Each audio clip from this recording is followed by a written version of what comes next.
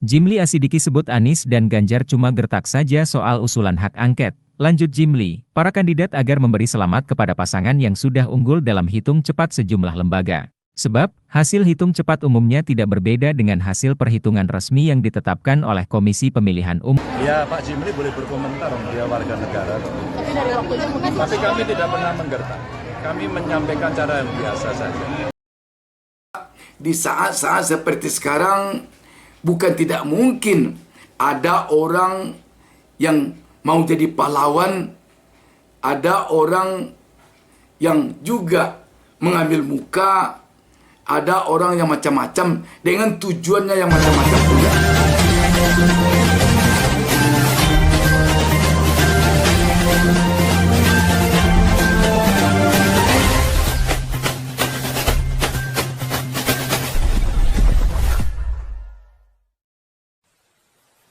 Jangan lupa subscribe. Jangan lupa subscribe. Jimli Asidiki sebut Anies dan Ganjar cuma gertak saja soal usulan hak angket, enggak sempat lagi. Capres nomor urut 1 dan nomor urut 3 telah mengusulkan agar dilakukan hak angket di DPR RI terkait dugaan kecurangan Pilpres. Anies Baswedan Muhaimin dan Ganjar Mahfud meminta kepada para ketua umum parpol pengusung agar menggerakkan para anggota DPR RI untuk melakukan usulan hak angket. Usulan hak angket ini tentu bisa terjadi di DPR RI jika seluruh parpol pengusung capres nomor urut 1 dan 3 kompak, yakni PDIP, PPP, Nasdem, PKS dan PKB. Terkait usulan ini, mantan Ketua Mahkamah Konstitusi, MK, Jimli Asidiki menilai itu cuma gertakan saja. Menurut Jimli yang merupakan Ketua MK, wacana yang digulirkan calon presiden nomor urut 3, Ganjar Pranowo yang kemudian disambut baik oleh capres nomor urut 1, Anies Baswedan, hanyalah gertakan politik saja. Menurut Jimli, hak angket tidak akan berpengaruh karena digulirkan dalam waktu yang terbatas yakni 8 bulan sebelum pelantikan Presiden dan Wakil Presiden pada 20 Oktober 2024 mendatang. Hak angket itu kan, hak interpelasi, hak angket, penyelidikan, ya waktu kita 8 bulan ini sudah enggak sempat lagi, ini cuma gertak-gertak politik saja, kata Jimli di kantor MUI, Jakarta, Rabu, 21 Februari 2024. Jimli mengatakan, ada banyak saluran yang dapat ditempuh apabila merasa ada kecurangan pada pelaksanaan pemilu, yakni melalui Bawaslu, DKPP, maupun mengajukan sengketa ke Mahkamah Konstitusi atau MK. Lagi pula, kata dia, dugaan kecurangan pemilu tersebut tidak hanya menguntungkan satu kubu, tapi ketiga kandidat yang mengikuti kontestasi Pilpres 2024. Jadi jangan karena kemarahan lalu menggerakkan kebencian kolektif, lalu menggerakkan gerakan untuk pemakzulan atau apalah namanya itu, ujar Jimli. Jimli pun menyarankan kepada semua kandidat untuk tidak menimbulkan keriuhan baru. Sebaliknya, lanjut Jimli, para kandidat agar memberi selamat kepada pasangan yang sudah unggul dalam hitung cepat sejumlah lembaga. Sebab, hasil hitung cepat umumnya tidak berbeda dengan hasil perhitungan resmi yang ditetapkan oleh Komisi Pemilihan Umum, KPU. Mas, tapi ini kan dari Nasdem sendiri menyebut hak angket itu hanya gertak saja karena waktunya sangat mepet, Mas. Dan lebih baik ke MK, ada juga yang menyebut seperti itu. Ya, Pak Jimli boleh berkomentar, dia warga negara. Tapi dari waktunya mungkin... Tapi kami tidak pernah menggertak.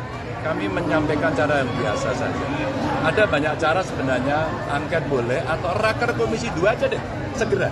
Mas, Ketika melihat situasi seperti ini, DPR segera raker aja deh. Minimum raker nanti kesimpulannya bisa apakah angket, apakah yang lain. Tapi biar saja kemudian yang punya keinginan untuk angket itu berjalan. Dinamikanya biar berjalan. Mas, artinya benar-benar serius ya untuk angket. Kami tidak pernah tidak serius. Mas, tapi kan dari karena Nasdem... kewenangannya di DPR, apa sudah ada komunikasi dengan Mbak Puan atau fraksi PDIP di DPR soal angket Sudah ini, satu Mas? suara belum sih, Sekjen Mas? sudah menyampaikan, Pak. Kalau dari P3? Kalau sekjen itu artinya sudah partai ya. Kalau dari P3 gimana, Mas? Solid juga untuk mendorong hak angket? Ya sampai dengan tanggal 15 kemarin, alternatif kita sampaikan. Saya kira kita kompak. Tapi akan komunikasi juga nggak Mas dengan Mbak Puan misalnya, Mas? Kenapa? Punya satu suara juga belum sih aman Nasdem untuk... Oh, kamu nanyanya Nasdem, ini aja sudah disamakan tadi, seluruh di sana sudah setuju. Mas, Ya, rencana ke depannya, rencana politik Mas Ganjar sendiri ke depannya, ini kan juga banyak yang mempertanyakan, Mas, setelah ini semua selesai, pengumuman resmi keluar, mungkin bisa disampaikan, Mas, rencana Mas Ganjar ke depannya seperti apa? Rencana saya yang paling jangka pendek adalah konsentrasi dengan sangat serius menunggu keputusan tanggal 20 rencananya dan diperkirakan akan maju. Dan kita masih berpikir seandainya terjadi hal yang lain pun harus kita mitigasi. Saya lebih pada konsentrasi tanggung jawab saya sampai semuanya tuntas. Tapi saya ingatkan, mari kita jaga persatuan, jangan ngokok, kita pakai jalur konstitusi. Assalamualaikum warahmatullahi wabarakatuh. Jumpa lagi kita sahabat BN, saya Bustami Narda. Tak lupa mendoakan kepada Allah Subhanahu wa taala, Tuhan Yang Maha Esa, semoga kita semuanya selalu mendapatkan petunjuk dari Allah Subhanahu wa taala, Tuhan Yang Maha Esa. Memang agak terkejut kita, dan tentu juga kita dengar banyak teman-teman lain yang terkejut ketika mengetahui mantan Ketua MK Profesor Jimli Asyidiki yang mengomentari agak sinis tentang bergulirnya sekarang ini hak angket. Dia tampak pesimis sekali dengan hak angket tersebut. Bahkan tidak saja kesannya kesan pesimis, tetapi juga seperti kesan enggan ada hak angket itu. Lah dia mengatakan hak angket itu gertak saja, dan malah sampai mengatakan mengucapkan selamat. Tidak seharusnya seorang guru besar yang mantan ketua MK mengatakan hal seperti ini. Karena bagaimanapun harus kita akui, munculnya guliran hak angket ini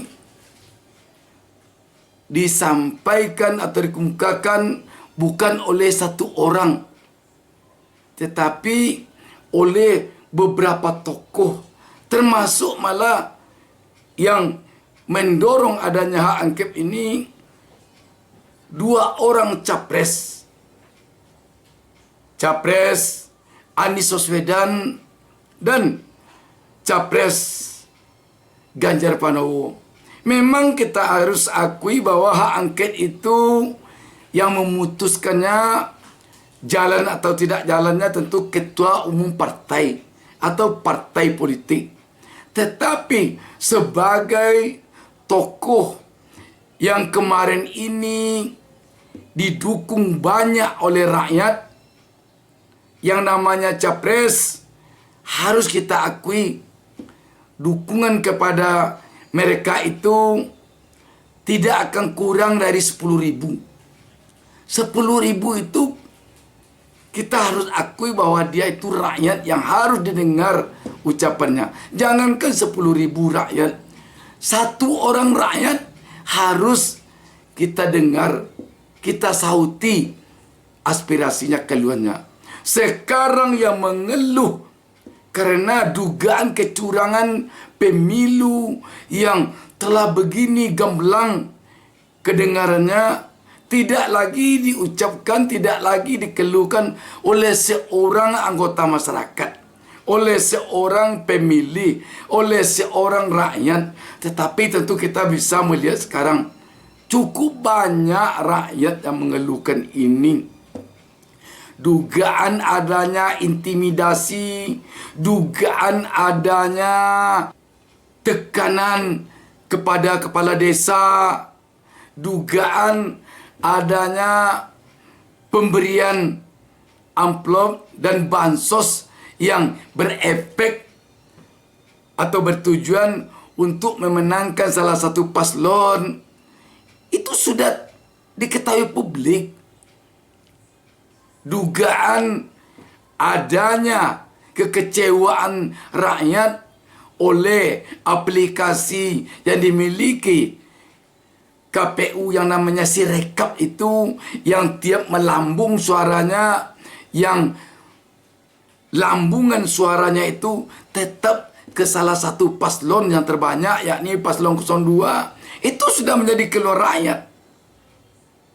Jadi kalau ada yang terkesan menyepelekan keluar rakyat, apalagi yang terkesan demikian orang terpandang, Tentu rakyat bertanya jadinya, apakah orang ini jubir salah satu paslon dia, atau dia tim sukses salah satu paslon dia, atau gimana?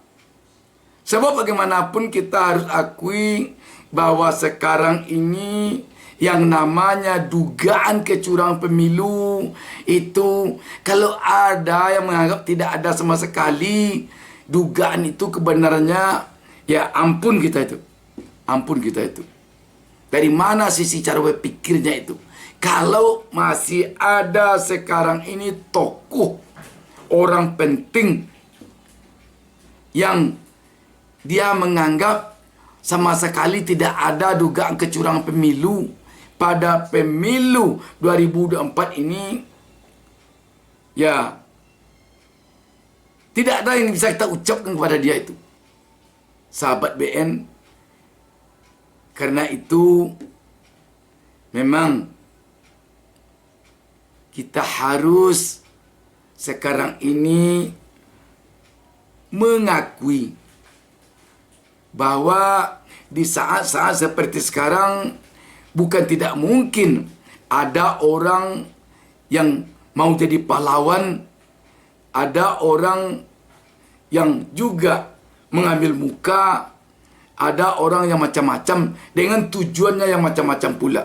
Tetapi yang kita harapkan tentu jangan sampai ada tokoh-tokoh terpandang hendaknya yang melukai hati rakyat. Walaupun hati rakyat yang luka itu mungkin hati rakyat yang tidak berdaya, hati rakyat yang tidak kuasa, hati rakyat yang tidak berada di posisi yang kuat. Tetapi ketahuilah, di negara demokrasi ini semua orang dia harus dihargai, pendapat dia harus dihargai, keluhan dia harus dihargai, dirinya sebagai warga negara. Sekali lagi sahabat BN, kita menjadi heran, kok Pak Jimli Asidiki ini sampai begini dia bicara.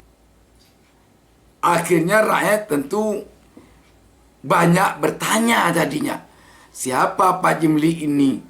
Benarkah Pak Jimli ini anaknya caleg salah satu partai yang dipimpin oleh salah seorang capres? Apakah Pak Jimli ini memang punya kedekatan tertentu dengan salah seorang capres? Apakahnya banyak jadinya?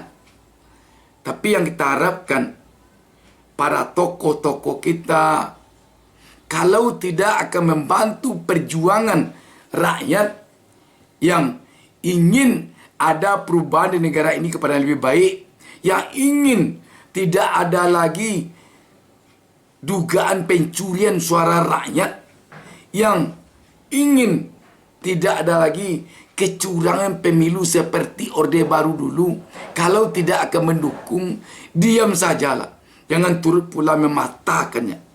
Itu saja. Wassalamualaikum warahmatullahi wabarakatuh.